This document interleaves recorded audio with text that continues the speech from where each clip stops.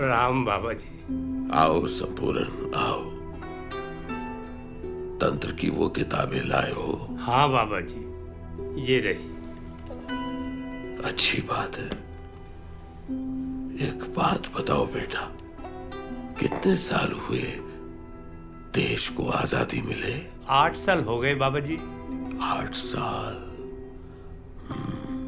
अच्छा बताओ, UP legislative assembly के फसाद में एक ट्रिपल आर्च है ना? हाँ बाबा जी, हाँ। उसके ऊपर आजादी के पहले का एक निशान रह गया है, एक सितारा, एन ओकल्ट इंपीरियलिस्ट सिंबल, अंग्रेजी हुकूमत और जुल्म का एक मेमेंटो। अच्छा, मतलब कभी गौर नहीं किया, लेकिन अगर आप कह रहे हैं तो होगा। होगा नहीं है, पर आजादी के 8 साल बाद होना नहीं चाहिए, है ना संपूर्ण? कल से नहीं रहेगा बाबा जी।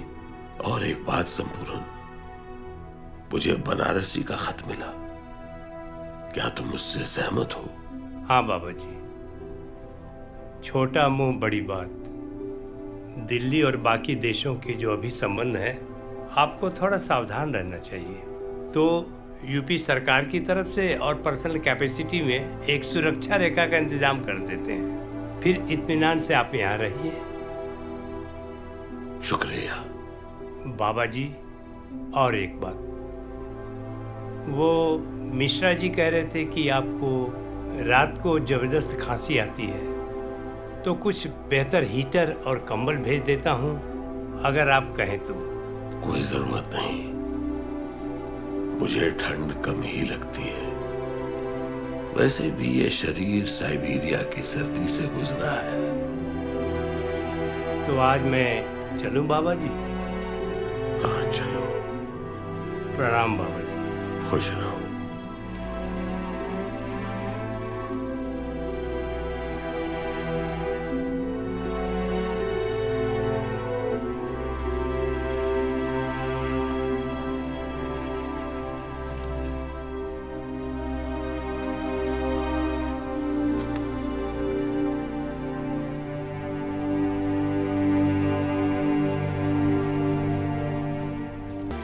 वहां उन्हें योग साधना, तंत्र साधना, आध्यात्म का अभ्यास करने का मौका मिला। फिर सन्यास लेकर यानी सन्यासी बनकर महादेव मिश्रा नाम के किसी आदमी की मदद लेकर नेपाल के रास्ते होते हुए भारत लौटा है। सन्यासी? जी हाँ। नेताजी और सन्यासी? मिलॉर्ड, नेताजी जैसे महान क्रांतिकारी के बारे में यह कैसा मजाक चल रहा है? आपकी इतनी हिम्मत कैसे हुई? मिलॉर्ड, मैं अपील करूंगा कि इन सब बेतुकी बातों को सुनने में कमीशन अपना वक्त जाया ना करे। सुनिए पाल बाबू, आपको याद होगा, आप ही ने कहा था नेताजी जैसे महान क्रांतिकारी किसी की पर्सनल प्रॉपर्टी तो नहीं हो सकते ना, फिर चाहे आप उनके रिश्तेदार क्यों ना हो। याद रखिए, आजाद भारत के हर नागरिक का सरनेम असल में बोस है, क्योंकि वो सभी नेताजी के परिवार के सदस्य हैं। मैं अपनी थियोरी पेश करूंगा, उसे साबित करने के लिए सबूत और गवाह भी लेकर आऊंगा। अगर आपको सही न लगे तो मत मानिए ना, इससे मुझे या मेरे देशवासियों को कोई फर्क नहीं पड़ता।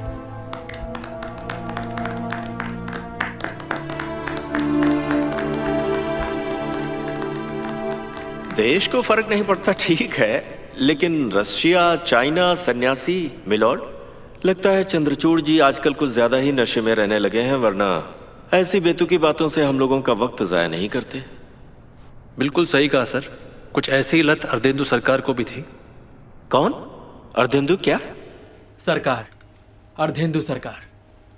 मैंने पोस्ट ग्रेजुएशन किया है मैकेनिकल इंजीनियरिंग में यूके से, और मैं हैवी इंजीनियरिंग कॉर्पोरेशन का chief engineer. Yes, tell me. जी सर। मेरे प्लांट के सीनियर मिस्टर B.A. ज़रूविन एक जर्मन यहूदी थे, और एक बार जब वो स्टालिन के गुलाग में थे, जो कि उरल पहाड़ों के आसपास के इलाके में ट्रांस साइबेरियन रेलवे की सीमा के बाद स्थित है। ठीक है, आगे।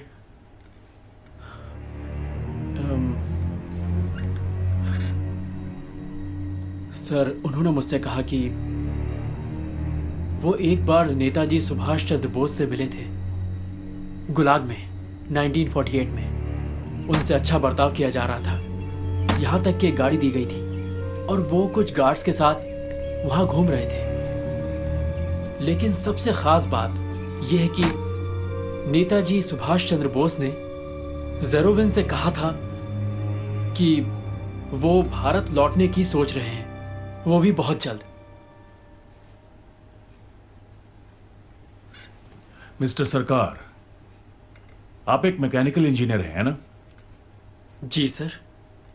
क्या नेताजी भी एक मैकेनिकल इंजीनियर थे? जी नहीं सर। तो फिर इस सूचना से आपका क्या वास्ता? नहीं सर, दरअसल मेरा मतलब, चूंकि मैं एक भारतीय हूं जो यहां एक इंजीनियर के तौर पर काम करने आया है, ना कि एक जासूस के तौर पर।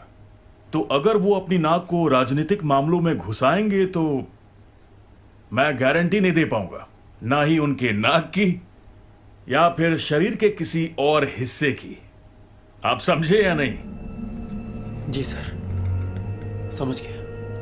अच्छा, जो अभी आपने मुझसे कहा वो दोबारा कह सकते हैं? जी जरूर। मेरे सीनियर मिस्टर ज़ेरोविन ने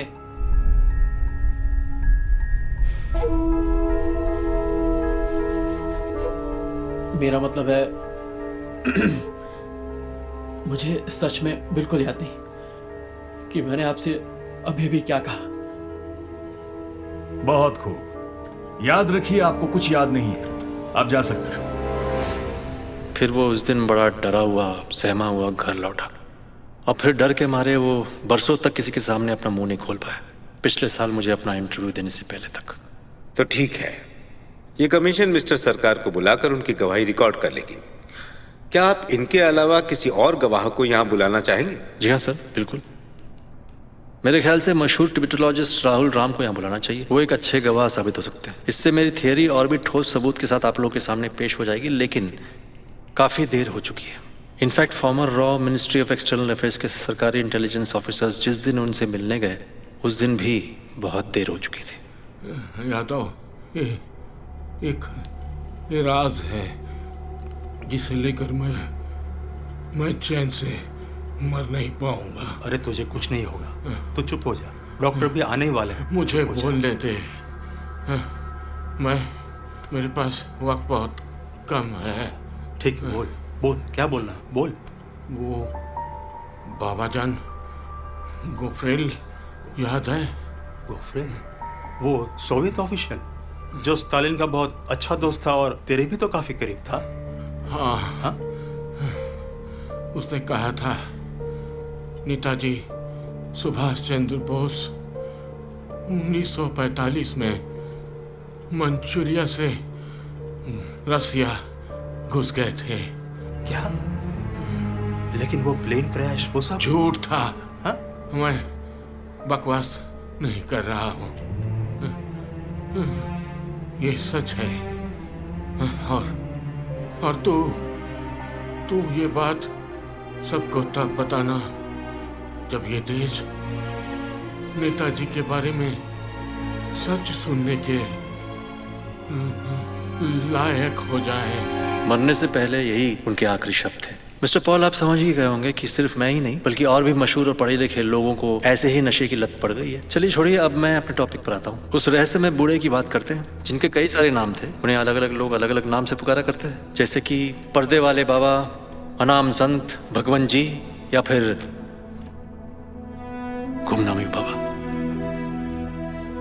1955 में जब नेताजी लखनऊ आकर बसे थे अपनी बाकी की जिंदगी गुमनामी में बिताने के लिए, तब उन्हें अंदाजा नहीं था कि एक छोटी सी गलती, एक छोटी सी लापरवाही उनकी गुमनाम जिंदगी पर ऐसा असर डाल सकती है कि पूरी जिंदगी इसी उत्तर प्रदेश में उन्हें बार बार अपने रहने की जगह बदलनी पड़ेगी, क्योंकि कुछ ही दिनों में लोगों को उनका राज पता चल गया था।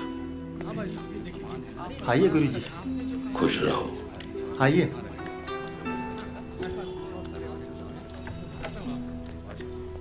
आइए, अंदर आइए।